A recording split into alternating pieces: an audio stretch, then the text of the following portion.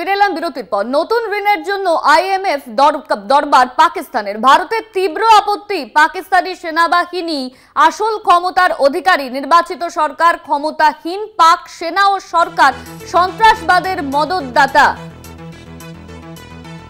বৈঠকে বিদেশমন্ত্রী জয়শঙ্কর, অজিত ডোভাল। এই নিয়ে আমরা বিস্তারিত জানবো। আমাদের সঙ্গে ফোন লাইনে রয়েছেন আমাদের পলিটিক্যাল এডিটর আশিস চট্টোপাধ্যায়। আশিস দা, নতুন ঋণের জন্য আইএমএফ দরবার পাকিস্তানের। হ্যাঁ, নতুন ঋণের জন্য তারা অনেকদিন আগেই দরবার করছে, দরখাস্ত করেছে। সেটা নিয়ে আইএমএফ এর একটা সিদ্ধান্ত নেবার কথা। সেই ব্যাপারেই আজকে মিটিং বসেছে এবং সেখানেই পাকিস্তানের এই নতুন ঋণের জন্য যে দাবি, তার বিরুদ্ধে তীব্র আপত্তি জানিয়েছে ভারত। ভারত একটু বিস্তারিতভাবে পাকিস্তানের যে সাম্প্রতিক ইতিহাস, সেই ইতিহাস তুলে ধরে বলেছে যে পাকিস্তানে আসলে সেনাবাহিনী দেশ চালায়, সরকার একটা আছে বটে, অনেক সময় সরকার থাকেও না, সেনাবাহিনী সরাসরি দেশ চালিয়েছে। এরকম দশকের পর দশক গিয়েছে পাকিস্তানে।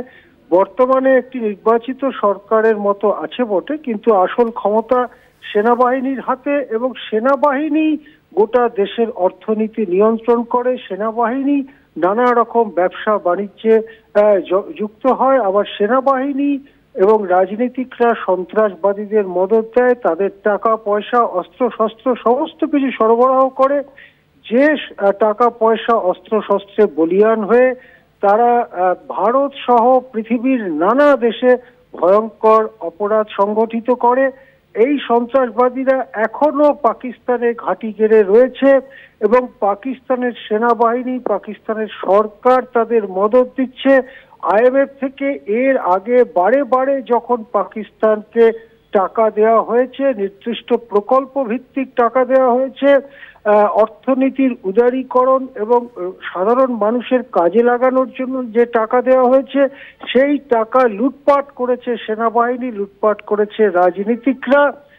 এবং তার জন্য যে প্রকল্পে টাকা দেওয়া হয়েছিল সে প্রকল্প বাস্তবায়িত হয়নি এবং পাকিস্তানের অর্থনীতি ভেঙে পড়েছে। সেই কারণেই আবার তারা ঋণের জন্য এসেছে এবং এটা সংখ্যাটা অনেক বড়। এবারে অঙ্কটা $230 কোটি, বিপুল অঙ্কের ঋণ তারা চেয়েছে, প্রকল্প ভিত্তিক ঋণ চেয়েছে।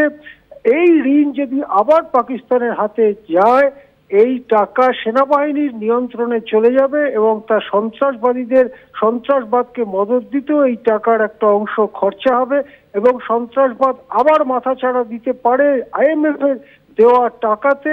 সেই জন্য এই টাকা পাকিস্তানকে দেওয়া উচিত না, আর আইএমএফ এর পাকিস্তানকে টাকা দেওয়া উচিত না। এইভাবেই তীব্র আপত্তি জানিয়েছে ভারত।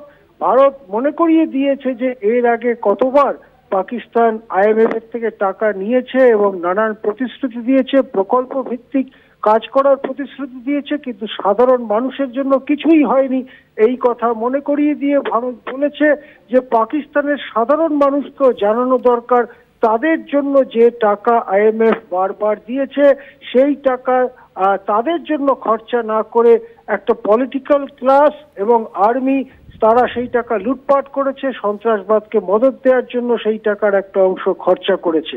এই সব যুক্তি দেখিয়ে, যার সঙ্গে বাস্তবতা হুবহু মিলে যাচ্ছে, এই সব যুক্তি দেখিয়ে ভারত এই ঋণের ব্যাপারে তীব্র আপত্তি করেছে। এখন ভারতের আপত্তি সত্ত্বে আপত্তি থাকার কারণে আইএমএফ কোথায় গিয়ে দাঁড়ায়, কি সিদ্ধান্ত নেয়, তার জন্য আমাদের অপেক্ষা করতে হবে আর দু একদিন। ধন্যবাদ আশিস দা। আমাদের সঙ্গে ফোন লাইনে ছিলেন আমাদের পলিটিক্যাল এডিটর আশিস চট্টোপাধ্যায়।